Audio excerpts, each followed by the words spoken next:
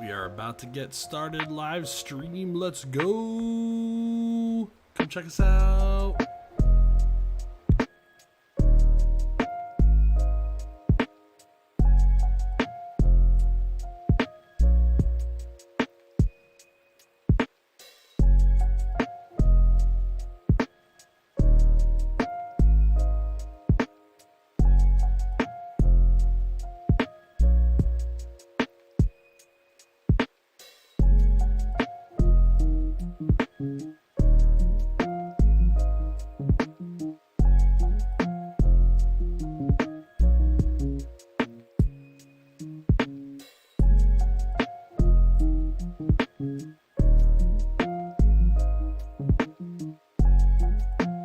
Hey, thanks for coming.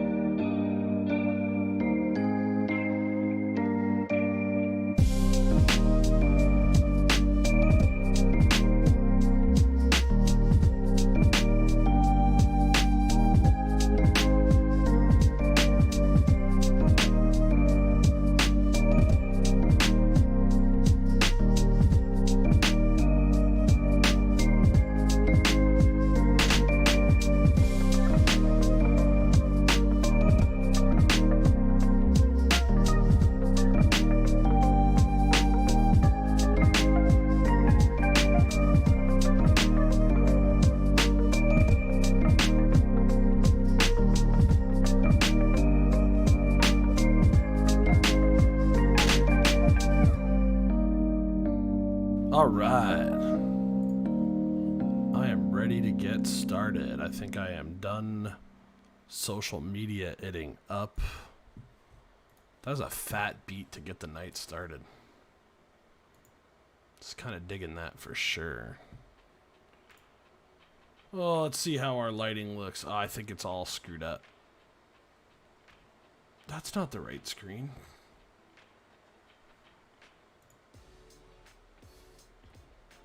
What has happened to my webcam?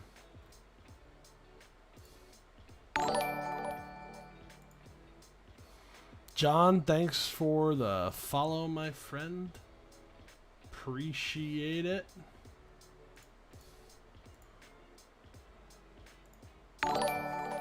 Try that camera. No? That camera no good either? Let's try this one.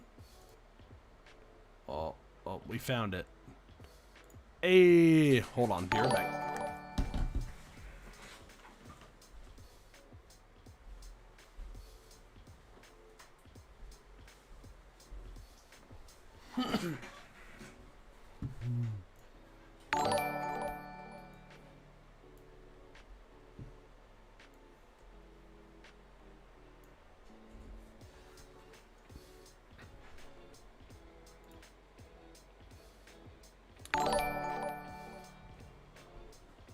Lots of new followers all of a sudden. It's popping off. And you can't see that at all against the background of my screen, can you? That's actually really funny. Oh, there it is. New follower.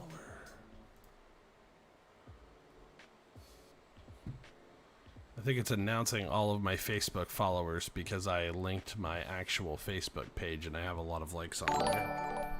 That's going to be hilarious for the start of tonight's show. Tonight's show is about advertising and why I think it's bad. I might have to like silence those alerts for a minute. And it's because that's gonna get kind of annoying almost. Let's see if I can do that.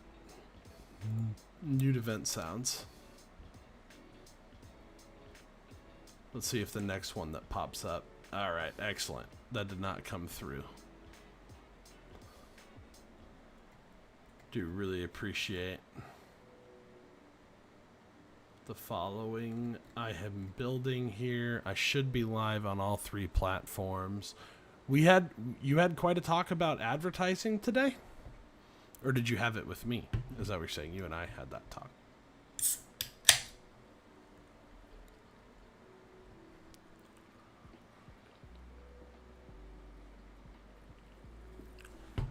Ugh. This first graph is amazing. We're going to jump into it in a second here. I'm pulling up my notes. I'm just making sure I have everything ready to go so I don't... Yeah. Okay, that's what you were referencing. I was just making sure. I wasn't sure if you, like, meant that. Well, we did have quite to talk about it because it's been something I've been thinking about for quite a while. Most people think of advertising, I think, as a pretty harmless fact of life. I think that most people think advertising is beneficial. I think most people see advertising as a necessary entity for businesses to grow themselves, ideas to spread, products and services to do their thing. And I wouldn't blame them for that thought. I really would not. Turn up the stream beats just a little bit here. Wouldn't blame them for that in the slightest. Yeah, it's because I merged it with my actual Facebook page.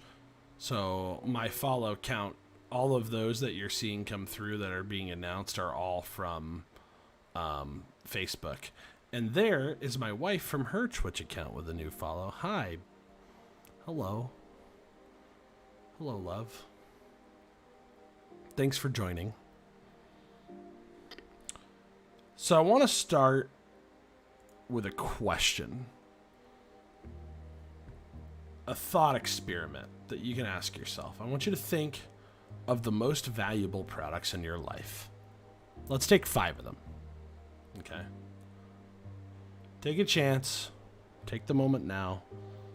Really think about it. If you can't think of 5, think of 3 of the most valuable products in your life. And I don't mean financially valuable. You're totally fine. You don't have to follow me.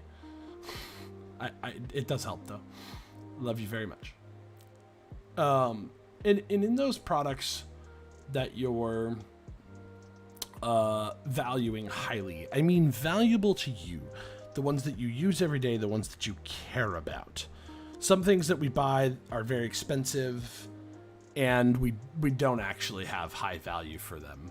A lot of people have multiple $1,000 refrigerators, but they don't go, that's really valuable to me. I mean, like, intrinsically valuable to you. Do you have 5? Do you have at least 3 in mind? I'll tell you what mine are. For me, it's my cell phone, my laptop, my car, my PlayStation, and this is a recent development, my air fryer. The air fryer's good, yo. You need an air fryer. I think it's behind my head that way. You can see it. Yeah, there it is. I feel like this should be pointed down a little bit more. That's better. Yeah, there we go. Oh, it's so loose. Come on, camera. Don't be that guy. That's... Now, see? Screwed it up more.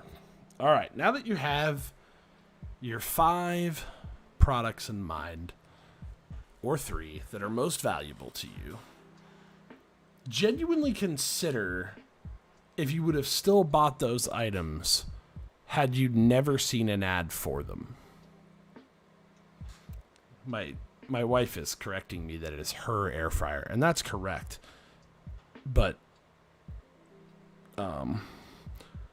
it's our the guy who complains about it being loose. Yeah. I just meant the camera, okay? Just meant the camera. I know for a fact that I would still own all 5 of those products without ads in my life. And I think you would probably agree. This first article I have on the screen here shows ad spending in the United States from 2000 to 2023, and obviously that includes some projections. No surprise, it dipped a little in 2020 due to COVID. This year's final projection, $282 billion dollars with a B, billion. And now I want you to consider that there are 240 million. You probably don't have ads, but I'm going to explain how they affect your life even without it. And this is a perfect example, okay? 280 billion against 240 million working adults. That means if ads weren't a thing, if companies didn't spend a single dime on ads, that would be $1,200 saved for the year for every working age American. Let me ask you, would you rather have advertising be a thing that exists in the world or $1,200 a year?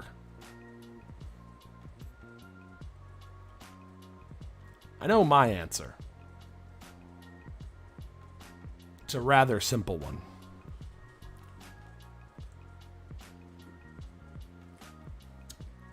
The point of the question is the fundamental value of advertising does not match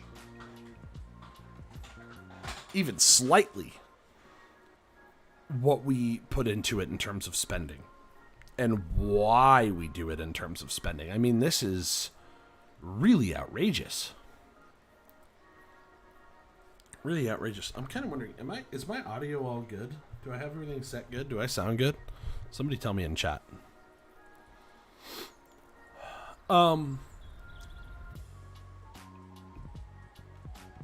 Ads cause a lot of problems that we don't think about how it affects us in different ways.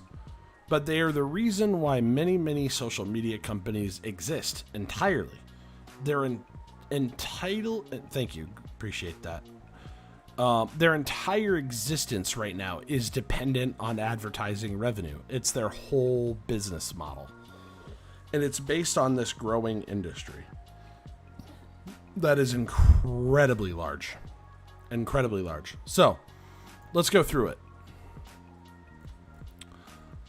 This is the wrong one. Let's talk about advertising on media. CNN, fairly large news organization. Let's look at their top advertisers. Financial company that provides no value to a society other than a financial resource, insurance company. Otezla and Humira are both drugs. Drugs that are incredibly expensive. Otezla available in the U.S. dispensed only through a network of specialty pharmacies. Estimated wholesale price is $22,500 for a year worth of treatment. This is a treatment for psoriasis and arthritis. Okay. The other one, interestingly, Humira, is another pharmaceutical. Similar concept. Nutrisystem. Progressive. Another no value to society financial company that simply just provides a financial resource. Nothing is being produced. These are not products. And even in the case of these two pharmaceutical companies, yeah, these are products. They're products that these companies are infinitely profiting off of. They're also the companies that are fighting in Congress right now to make sure that Medicare can't negotiate lower prices for. They're companies that have the entire law tuned in such a way that they can get away with price gouging Americans for forever and ever. And those pharmaceuticals, these big drugs, right, are advertising on CNN. So when CNN is pulling in that much money from these big drug companies, and there's a big fight in government, which side do you think they're going to land on as a matter of principle? Are they going to land on the side of, yeah, drug costs should be lower and maybe not for profit? Or do you think they're going to say, well, all of our income is coming from these drug companies, so we should probably take their side?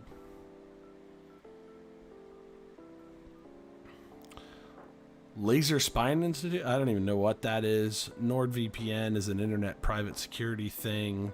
Another telecom company is advertising on a telecom network. I find that interesting. CNN is ultimately owned by my company, by AT&T and their parent company. And then retailers, right? Retailers advertising on these TV shows. Who's the leading advertisers on Fox News? These are the most watched channels on cable, right? Fox and CNN and MSNBC. Amazon. Go figure. Procter & Gamble. They actually make products, at least. My Pillow. That's just funny to me. My Pillow spends a lot of money on Fox News, so they pretty much have to agree with whatever that guy says. That's unfortunate for them. But you guessed it. Fox News. Here comes more pharmaceutical companies. Pfizer. I'm sure you've heard that name before. GlaxoSmithKline, also known as GSK. You guessed it. Another pharmaceutical company. Here's their website. And is this a pharmaceutical company that's making our lives better for a nice, affordable price? No. No, in fact, on their main website, here is their New York Stock Exchange stock value. They are a for-profit, publicly traded company. Here's another one that shows the biggest advertisers are in all three from 2018. And you will see that, in general, the story is the same for the three major news networks. And interestingly, drug companies, some of them are advertising on all three networks. The same drug in some cases, the same drug company in some cases. Also, more insurance companies. Car manufacturers. At least they make a real product. But I just question if an ad is making anybody buy these. Just and then you can look at specific personalities on these channels and see what their biggest advertisers are. Anderson Cooper, 360, Verizon and ClearChoice and AT&T and all this. So the problem with ads is I don't think anyone is buying a $22,000 a year drug because they saw an ad on cable news.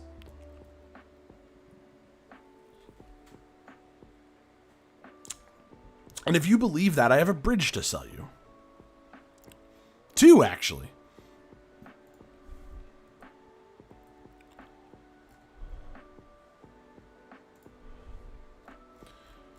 What about digital ads? Do they seem to have a different slant? Slightly.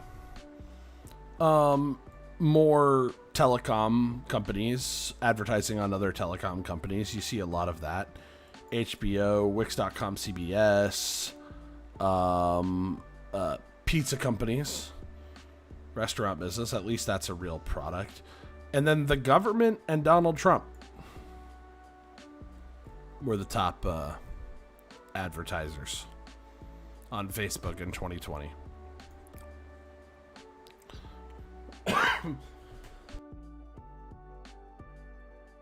Where's another case where internet ads and media ads might be skewing the information?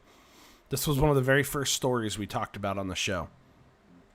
This was an article in Politico about Joe Biden's Somalia war. We did a drone strike in Somalia. And it was, the article right here is presented by Lockheed Martin with an advertisement on the side of the page for Lockheed Martin. And if you don't know, Lockheed Martin makes our drones and our missiles that kill these people overseas. So is Politico going to tell you a story that leans in the favor of we broke the law and did an illegal and offensive drone strike in a country that did not attack us? Probably not. Probably not. Here's an article showing that Rachel Maddow's show on MSNBC pulls in $66.2 million in advertising in a pandemic-ridden 2020. One show, one primetime TV show, pulling in $65 million to $70 million for their network. Pretty much by herself. And if you look at the total spending, you'll see that TV is still the dominant spender, even though we know that most people are not watching it. A lot of people are still spending a ton of money for these TV networks because this is an admission somewhat that these TV networks control a narrative. And I'm going to suggest to you that most of these advertising dollars spent are not about increasing the revenue of these products or these services. They're about making sure a narrative stays in their favor. And that narrative is they shouldn't pay taxes. They shouldn't have things increased on them. And average people should continue to get fucked and give these people money. That's what they're really spending the money for. It's for the same story that for some reason 3 networks that seem to disagree and throw mud at each other all time, MSNBC, Fox, and CNN, right? 3 networks that have somewhat diametrically opposed viewpoints, all managed to agree on certain narratives. Like why we should stay at war forever, why we can't ever do anything to make healthcare more free, more affordable, more widespread, and less costly. And they all preach the story of why profits are good in the healthcare business. Let's look at another company, Viacom CBS. If you don't know, this is one of the biggest competitors in the TV market to AT&T's Warner Media, a company that obviously owns CBS, but over 170 networks, 700 million subscribers across 180 countries. Why am I talking about CBS? Where does their money come from? Let's find out. If you look at their revenue, $25 billion in revenue. Entirely subscription and advertising base. About half of it's advertising. And these are publicly traded companies that want to continue to be profitable, so they need advertising to stay alive. our version of them, just for a comparison. This cough is kind of killing me tonight. Time Warner, in the Warner Media segment, Turner generated $5.3 billion from subscription, $4.6 billion in revenue from advertising.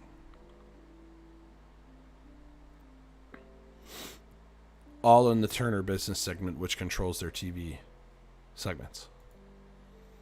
Their whole existence in Warner Media is based on advertising. And this is a company that owns, look at all of this. All these TV channels, CNN, everything from True TV to TBS to TNT, all of these things dependent on ads for profit. And so without the ads, these companies don't exist. They don't have a direct subscription model that works. So they continue to be ad-based channels. Most of this is crap that people don't watch. And they're dependent on the ads. So when you consider, how do we assess what AT&T's angle is with the Time Warner business? Like, do they have a media slant? Is there a bias that you can see in their owned media channel, which is CNN? You know, the supposedly center news network, right? The one that's supposed to be in the middle. Do they have anything slanting them in any particular direction? Well, you have to consider that their parent company, Time Warner, is taking ads from all these different industries across all of these channels that they own. So you can't even just look at the money that CNN gets directly. You have to consider the influences on their parent company as well. And here's where I want to pivot the conversation of understanding why I actually think ads poison everything. Is this article here. This is from CNBC. This is actually from 2019, but I think it still tells the story. TV networks are using a new strategy to sell ads more like Google and Facebook. You see, everything is trying to be more like Google and Facebook because so much of these ad dollars, especially in the past few years, are starting to switch over to the digital sphere. OpenAP, an advertising group owned by Fox, NBC Universal, and Viacom, is officially launching a marketplace letting advertisers buy across digital and linear TV programming. This is a way of making inventory easier to buy, like it is from digital companies, and it's also bringing automation into the area of TV buying. How do they do that? OpenAP came together in 2017 as a consortium, including Fox, Viacom, and Turner, now AT&T's Warner Media, as a way to make it easier and more valuable to buy specific data-driven audiences. Data-driven audiences. What does that mean? It means you are a data point. You are something being sold. Then the standard TV demos across multiple publishers, Warner Media pulled out in April 2019 after becoming part of AT&T, which has its own advanced advertising functions. NBC Universal joined OpenAP last year. The coming together in the networks may be a way of making TV more competitive against digital, as digital ad spending in the U.S. is poised to exceed traditional ad spending this year, according to eMarketer. The platform will let advertisers buy inventory from Fox, NBC, Viacom, and Univision using automation, which hasn't been available, basically, up until this point. Let's say an advertiser wants to reach a certain audience, such as people interested in buying a car. The advertiser can pull together one buy across multiple TV networks, both linear and digital viewing environments. Advertisers only pay when that ad reaches the intended audience, which is how Facebook does their marketing. It's how Google does their marketing, right? This is the whole writing for clicks problem, the whole publishing for clicks problem. We're going to talk about that. Levi said it's possible because in recent years, TV networks have been investing in data science platforms to help forecast which shows specific audiences are likely to watch, but until now, it was harder to execute on a one-off basis. This move should make it easier to target a big group of consumers across publishers in one fell swoop. The members together hold more than 20 cable networks and 3 broadcast networks. The digital video included in the inventory for now is on 30-minute or longer shows. This could bring more of the ease that advertisers have on digital giants Facebook and Google, which have self-service tools for advertisers. Those tools are attractive to small businesses that typically don't have the budget to make large ad buys. It also gives Google and Facebook a massive base of advertisers, compared with the more limited pool of advertisers for TV. Right? TV is reliant on these big companies to buy big bulk ads in bunches that run on multiple networks, whereas your tiny little restaurant can advertise in a targeted way on Facebook or any of these other ad things. But why can they do that? What's this ad targeting? If you don't know, this is something that things like Twitter and Facebook and all these other media platforms mastered. Let's look for our first ad in my scroll feed here. Let's see. Surely it will come up at some point. So much random stuff. Here it is, AMC.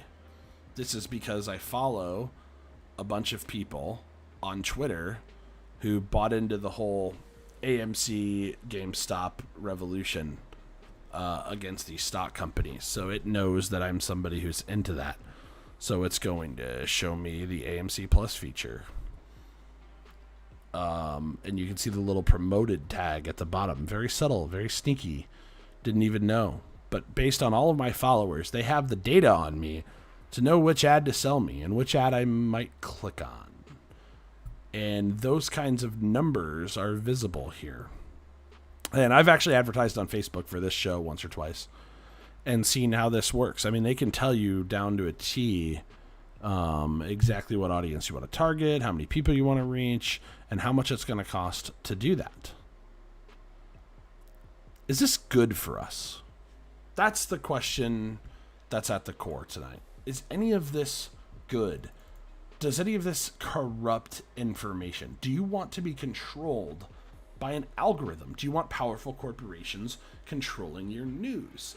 Is any of this worth it? Or wouldn't you rather just have $1,200 that you could specifically give to the services you want and the type of information that you want? Go back to the 5 things that I talked about at the beginning. How do you choose which cell phone to buy? You look at a catalog.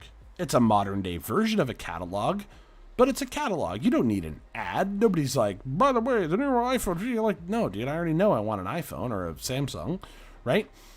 But those companies are still spending a ton of money on these marketing because they want to remind you that you should buy one, and I don't even think that's worth it. Ask me is a fair point.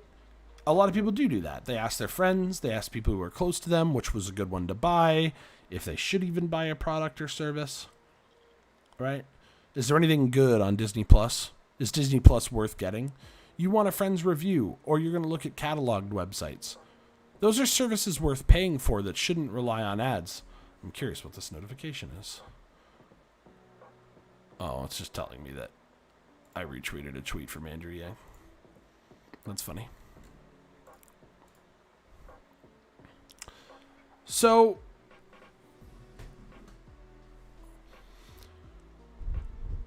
here's the problem that all starts from advertising. We know that political polarization is on the rise and that it's way harder to talk about politics without people taking each other's heads off, screaming at each other, causing all kinds of problems. We know that in some ways our digital media has started trying to capture more and more of our attention.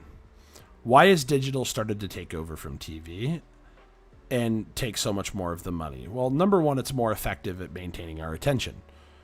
If you think about the younger generation, Gen X and younger,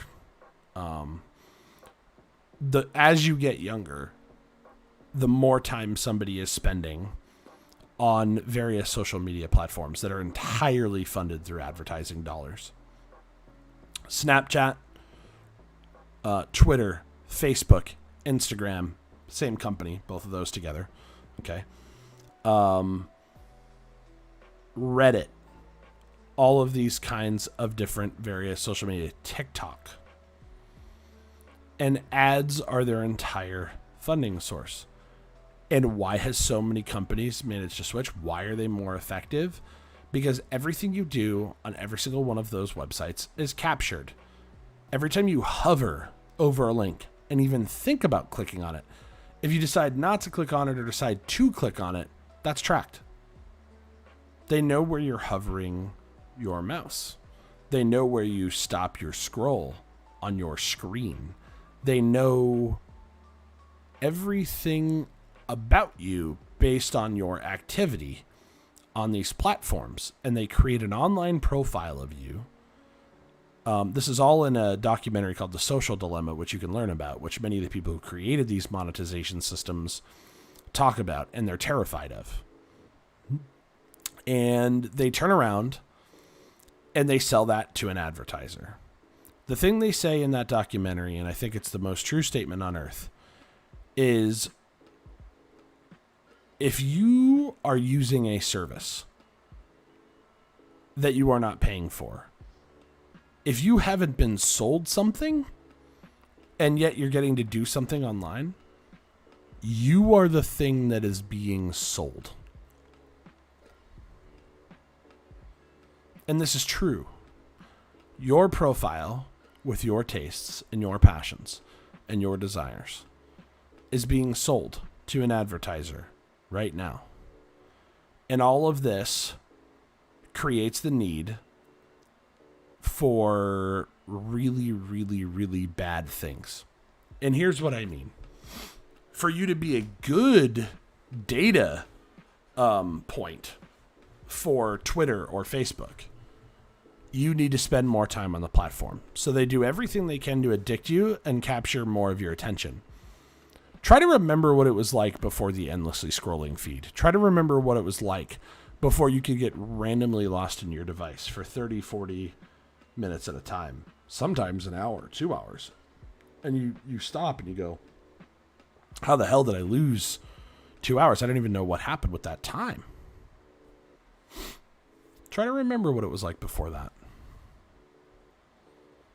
It's tough. It's admittedly tough because it's become so second nature to us. And yet that was entirely an invention of needing to get more data on you. And the only reason why they need more data on you is because they need to sell you to an advertiser. The whole problem with the whole system starts there.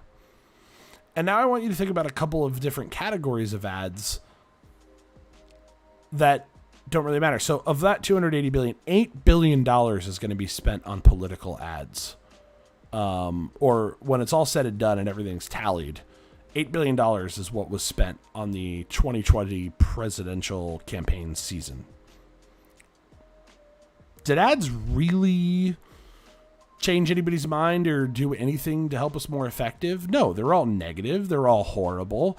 They all just paint the other guy as a terrible person or a terrible woman or, trash the other person and make you feel like people that are... It's all part of this corrupt system. And some of those same companies that lobby Congress, that lobby our politicians, like pharmaceutical companies, are the same ones who are also advertising on the news agencies who report on the government and are supposed to be our watchdogs in favor of us. But we don't pay CNN for the news. We don't pay, this is why subscription news, where you're directly paying for the news you want without advertisement, is so much more preferred. It's why people are turning to podcasts and YouTube channels for their news and their politics. Because we can sense something is wrong with this whole thing. We're not exactly sure what. We're not exactly sure why. So I'm going to come back to that question. With $1,200 in your pocket, knowing that advertisers didn't have that in their pocket, and instead you got it, would you be willing to pay for the services you want? Would you pay for Twitch and YouTube and Facebook, which we're on live streaming right now? Would you pay a monthly service fee to use those platforms? I would. Especially if they started actually showing me more of the content I want to see from the people I care about, less negative stuff, and more wholesome stuff to keep me connected with friends and family. less news in general, less polarizing garbage. The whole reason why they have an algorithm that promotes certain people and lifts certain voices, meanwhile they're getting in trouble every single day for silencing others, is so that they can sell more fucking ads and keep your attention longer. This whole problem is systemic, and it all starts with advertising being the model. All of us can envision a social media platform that we would rather use that didn't have all of that garbage in it, that wasn't so toxic. And I'm sure none of us would think ads would be something we want. We think that it's better because it's free, or that we're getting more value because it's free. And maybe we think that about Google searches and Gmail. I would pay for a search. Google searches are one of the most valuable things to me. But I certainly would like to pay for better search, because there's a lot of times I search for things and the ads that float to the top are garbage. They're not the links I want. They're the links that somebody is paid to give me. And sometimes you have to click to the second or third page to get to the non-ad sponsored search results. This digital ad space and this TV ad space is how things get corrupted. Facebook was designed so that you and I could connect with each other online and do that remotely, even when we couldn't spend time together in person, and plan events and stay in touch about our families, about things going on in our lives. And we wired a sneaky third party that has its own self-interests into the whole thing. And that sneaky third party is the advertiser that isn't satisfied with you and I connecting briefly online a couple times a week and then getting off. That sneaky advertiser needs us to be there for a couple hours so that it can learn more about us, find out more about our lives and our families and what we want, so that it can sell us a better ad. All because their business model is based on ad revenue.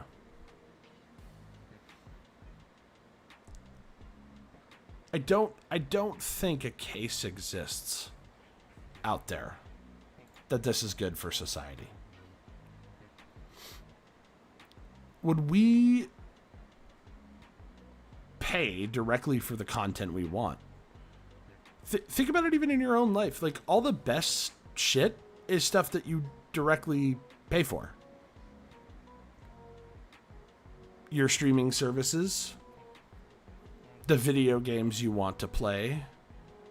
Like, subscriptions are usually superior to something that is subsidized through ads. If you just think about it, you could think of countless examples of this. Am I making sense?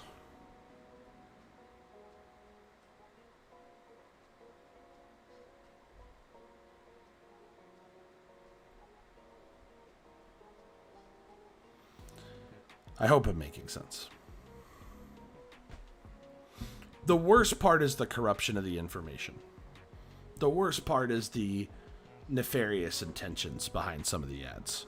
And I think there's no better example of that than the fact that healthcare and pharmaceutical companies make up roughly 20% of all ad spending.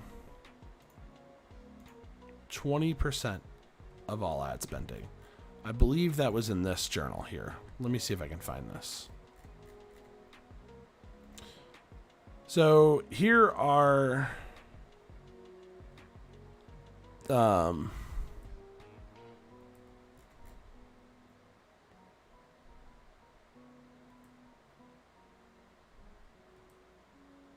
advertising based on categories. The overall number one advertising sector is retail. Number two is telecommunications, internet service, and internet service providers, which, link you into this whole system in the first place. And then medicine and remedies is third. then general services, automotive, insurance, financial services, food, beverage, and candy all the way down to 8, government at 9, and then other media companies at number 10. But these are the top 10 industries. And medicine and remedies is number 3. They're spending billions.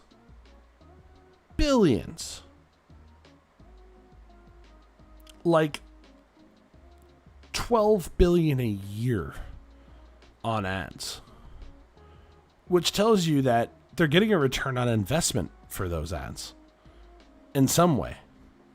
Maybe that return on investment is the fact that they get to keep their whole system of for-profit healthcare in the first place, because the type of places they're advertising toe the line and tell you how much we can't give everyone healthcare, and we can't negotiate for better prices, and we can't make things cheaper. I don't have a lot of respect for insurance companies or other financial companies. I think insurance is a good service. I don't think anyone needs an ad to buy it. Again, it's a cataloged item. If I need it, I'll go get prices from a catalog that gives me multiple prices, or I'll contact companies directly and use online catalog services. I would pay for the catalog services, right? I would pay for Amazon's search functions just to be able to link me to the products that I want and to be able to browse through things. I don't need the advertisement to target me. And I don't want it. It's spooky. It's creepy. It's invasive. Maybe I haven't convinced you. Maybe you're looking at all this and you're saying, yeah, Alex, that's cool. Yeah. But at the same point,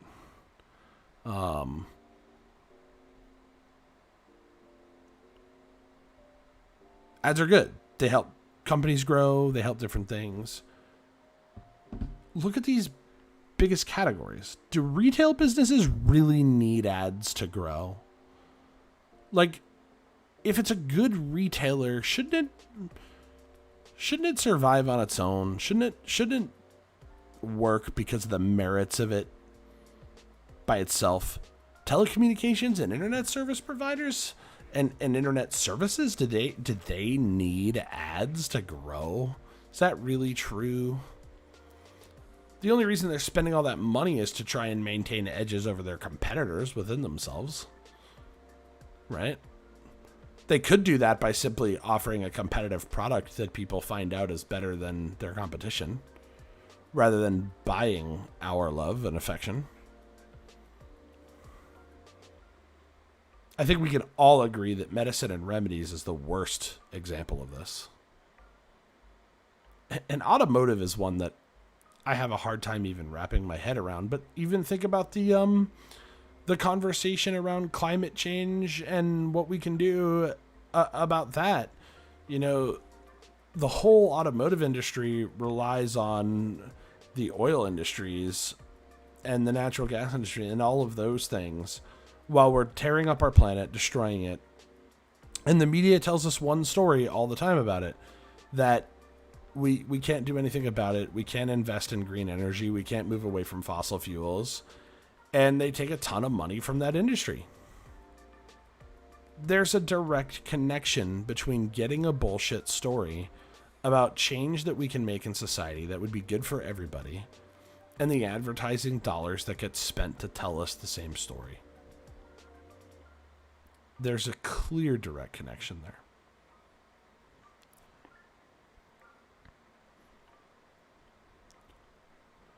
What would a world without ads look like?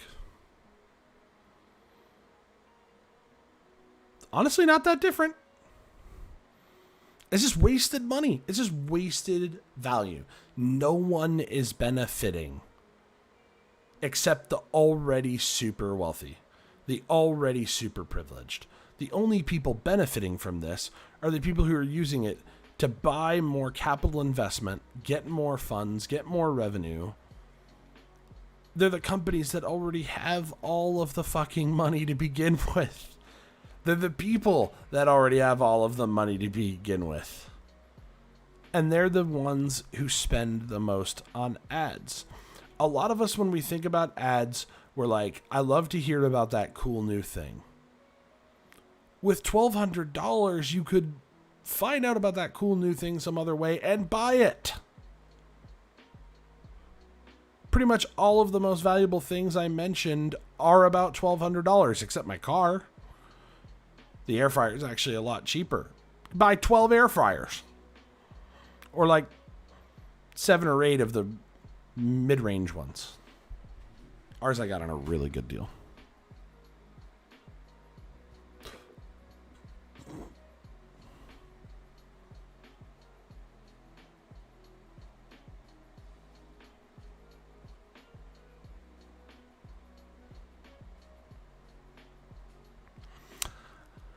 I can't stress enough my feelings on this. I see a world where I want you to consider the worst effects. The data shows that people who spend all their time on social media are more depressed, more likely to kill themselves, more likely to feel isolated, less likely to seek out real social engagements. And the list goes on.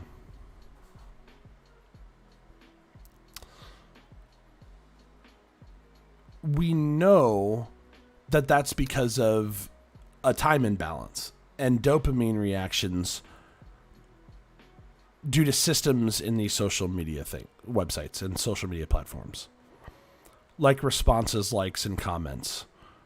And those notifications that we get trigger chemical reactions in our brains that we are bad at managing and none of us were prepared for. And we all got enrolled in this giant social experiment. Like, the data is clear on this. If you don't believe me, I encourage you to look up the effects of social media on the brain. But just understand that it's true. This is a real problem. These social media apps are tearing us apart. And every single feature of them that's tearing us apart, like, it wasn't always like this, but they're all the ones that are designed to keep us on them longer, trip our systems of self-regulation and systems of, avoiding addictive behaviors. The systems are designed to trick all of that and keep you addicted, keep you paying attention longer, keep you paying attention more often. Notifications are one of the best examples. I remember before mobile notifications, I used to check Facebook like once or twice a week. So for a while, I removed all those notifications so I didn't get them on my phone, and I found that I went to it a lot less. A lot of times when I went on there, I used to search for specific people that I wanted to check on before there was a news feed. Right? Like, that's a thing that we would do, is we would just like scroll through our friends and like click on different people and see if maybe they had posted something recently. And then the news feed had the endless scroll in it that just goes on for forever. That's designed to keep you. And all of a sudden our engagement times went longer. How much time we spent on it went longer. More time for you to see an ad, more time for you to add data that Facebook can use to sell you an ad. Maybe never-ending scroll feed never gets invented without ads. Maybe notifications don't work the way they do. Maybe they're not the default. Yeah, that's a problem.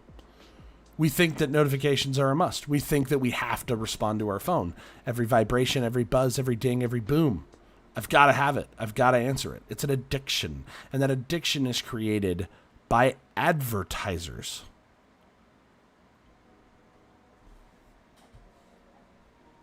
This is a serious issue that's affecting our mental health, our political discourse, our social fabric is being torn apart because of features that were created to serve interests that aren't aligned with our goals. We wanted to be more connected. We didn't want a third party footing the bill. None of us asked for that. None of us wanted it to work this way.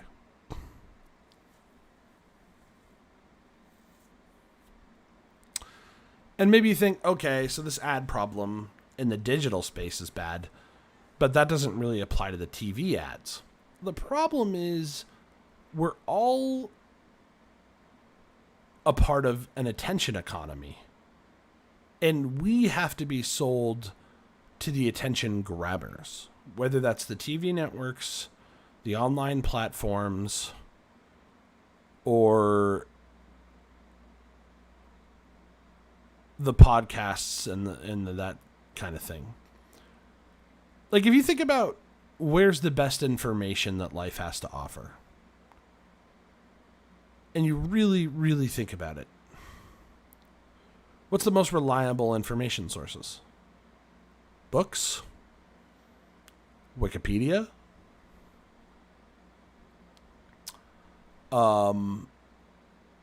People that you trust, close relatives and loved ones? None of those sources are ad funded. And if you think about all of the worst information sources, they're all ad funded. The least trustworthy ones. Because they're the ones with the most ulterior motives baked into the whole soup. This is why I'm so against advertisements. This is why I think that our world will not have trustable information sources until we directly pay for the type of content and the type of information that we want through subscription and donation. And it's why this show will never, ever, ever, ever, ever, ever, ever take money from advertisers in any way, ever. If it ever becomes necessary, I will start a Patreon for crowdfunding and donations. As of right now, I can do everything I want to do with the show without that. I don't ever want to chase clicks. I don't ever want to chase views. I want to come on here and share good ideas and talk to people who have average opinions, who are trying to navigate the zoo of this life together without anything nefarious, without any alternative motives and alternative, problems getting in the way. And I just don't see any reasonable way in which ads don't cause that every single time. I, generally speaking, don't have a problem with a company promoting itself. I actually think I'm fine with sponsorships. Sponsorships are kind of a different thing, right? But not in the media sphere. Because the moment your livelihood depends on a sponsorship or an ad from somebody else, then you no longer are purely a representative of yourself and how you see the world. You're a representative of yourself as limited by the funding that you can get from that third party. And I think we see this a lot. With different popular figures where they do things that are purposely sensational to grow their audience, because growing your audience means you can ask more money from advertisers. More money from advertisers means a better life for you. This is why people like Ben Shapiro are all over Snapchat now. How lovely is that? And every single one of his Snapchat clips, which is filled with ads that he's profiting off of, is the most sensational title. It's the most sensational little bits.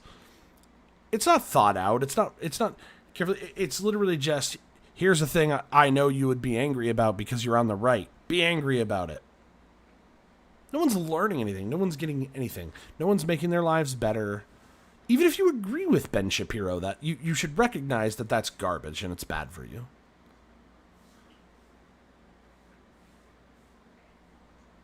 The ad model is truly poisoning our minds. That is the moral of the story. It's poisoning our minds. It's poisoning our discourse. And it's definitely 100% poisoned our politics in a way that can't be reconciled. If you want to win, you have to spend a ton of campaign money on ads. And like, I even think back to the Andrew Yang campaign, which was I'm very proud to be a part of. I should mention that tonight is coming off of the release of his book Forward, which I have now read the first, listen to the audiobook of the first 6 chapters of. It's a wonderful book so far. It relives some moments of the campaign that really brought a lot of warmth to my heart. But even in that one, he talks about what he had to do to start gaining popular in the beginning. And was it the fact that he was presenting ideas that would substantially make all of our lives better, like the Freedom Dividend, where we all get $1,000 a month, $12,000 a year for a basic living, and give every single person in America the raise they've deserved for 40 years? No, it wasn't that. That's not what the media wanted to talk about. It was when he crowd surfed or danced with some ladies in a studio or was using the F word or didn't wear a tie. It was reality TV show drivel, and it wasn't focused on the news.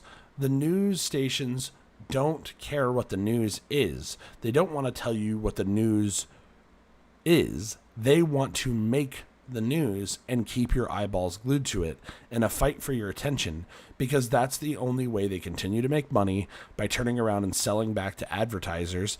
If you're not glued to the screen by something that isn't sensational and crazy, well, then they have no reason to exist, because their reason to exist has been tied to the monetary value that they get from the advertisers. It's not you. And maybe you think an organization like NPR is immune. I encourage you to go check out who NPR's biggest donors are. Yeah, they don't have ads, so it's even easier to buy them. You just give them a bunch of money. Just write them a check. Now, make sure you don't do this or you lose one of your biggest donations, NPR. Make sure you don't say this about this particular topic. Now, generally speaking, NPR tends to be one of the better ones. They tend to be one of the least biased. In some cases, they give you the straight story.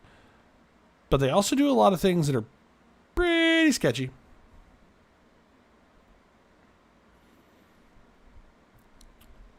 This is why people have started turning off of traditional media sources and started using alternative media, but even the alternative media sphere is being corrupted by ads and advertiser and audience capture and wanting to keep people glued to their screens. It's really a toxic pursuit. That's my opinion on it. There are people out there arguing for it better than me. If you hear this and some of this information is new to you and you're wondering what some of my sources are for my monologue here at the end, it's really, really, really important that you go check out The Social Dilemma, the critically acclaimed Netflix documentary. They make the case in that documentary that ads should be illegal, at least in the digital space. I'm just extending it to all spaces. I don't think they're doing us any good. I'd rather have $1,200. And I hope after this that even if you haven't come all the way to my side, I've at least made you question whether or not ads are good for society. And that's all I can hope to do. I want to wrap up the night with something very important to me. And that is the Forward Party. This is not tonight's topic, but it is really important. Our slogan when I volunteered for Andrew Yang, for the party, for the campaign, for the movement, was not left, not right, but forward, which is the picture you're seeing my boy Andrew do there. And this website, this political party, has one main goal, and that is to get rid of the two-party politics system. Two-party politics is a big, big problem. It means that the only thing the Democrats have to do is be slightly better than the Republicans. And it means the only thing the Republicans have to do is be slightly better than the Democrats. In neither case do we get popular representation of the will of the people. And in neither case do we get actual governance that's responsive to the public in any way. I get a kick out of when people talk about call your congressman or call your senator and tell them not to do this or to do that. They don't give a fuck. They haven't been doing what we've wanted for 40 years. And most of them have been there for 40 years. So the first goal is the first priority of the Forward Party, and it's ranked choice voting and open primaries, which would allow voters to actually express their real preferences. I intend to talk about that exact concept on how we fix democracy and why I am standing with Andrew Yang in the Forward Party. And that show is going to be on Sunday. I hope you can come back with me to check that out. I encourage you to check out forwardparty.com, but more importantly, I encourage you to pick it up on Audible, listen to it, or buy a copy and get Andrew Yang's book, Forward. Its title is Forward Notes on the Future of Our Democracy, and it lays out the case for why we need these changes right now. The reason why we couldn't get universal basic income done is because the one candidate that 10% of Republicans said they would have voted for, Andrew Yang, didn't win the Democratic primary. That should have been the most important factor in terms of which candidate to pick, right? The one who's most likely to pull people from the other side and reach broad support. Of course, Democrats were already going to agree with Andrew Yang if he was the general election candidate. So you would think the guy that was pulling Trump supporters and libertarians and independents into the movement behind common sense objectives and common sense goals should have garnered more support. But who crushed him? It's on topic tonight. You guessed it. The for-profit media companies that take money from advertisers that wanted Andrew Yang to go away because he was talking about taxing the wealthy and powerful and giving that money to average people. And the rich and the powerful could not fucking stand him. They railed on him. They called it socialism, which is madness. This is lies. It's not even close to socialism. These people don't understand what that word means. So I am with the vision of the Forward Party. I don't know if we can get any of this stuff done, but I know that we should. And I know that we should fight to fix our democracy and actually have a voting system that we want. And so we're going to talk about this whole project on Sunday and why I believe in it. After I've finished reading the book, I will feel more equipped to do so. So let me get through the book, and I hope to see you all Sunday for that. And I appreciate you being here tonight. This has been a lovely chat. And as always, if you disagree with stuff that I talked about tonight, come at me in the comments. Come into my Discord. It's on my link tree, which is posted on all of my social media. You share this with your friends, talk to people, help me out and grow this thing. And if you disagree, let's have that conversation. If you want to disagree with me on air and have a back and forth, I'm willing to have you on as a guest. I've had nothing but guests that for the most part agree with me, and that's boring. Let's get some lively discussion in here. But once again, really appreciate you coming. Thanks for being here. We're going to keep on keeping on. And fuck ads. Y'all have a good night.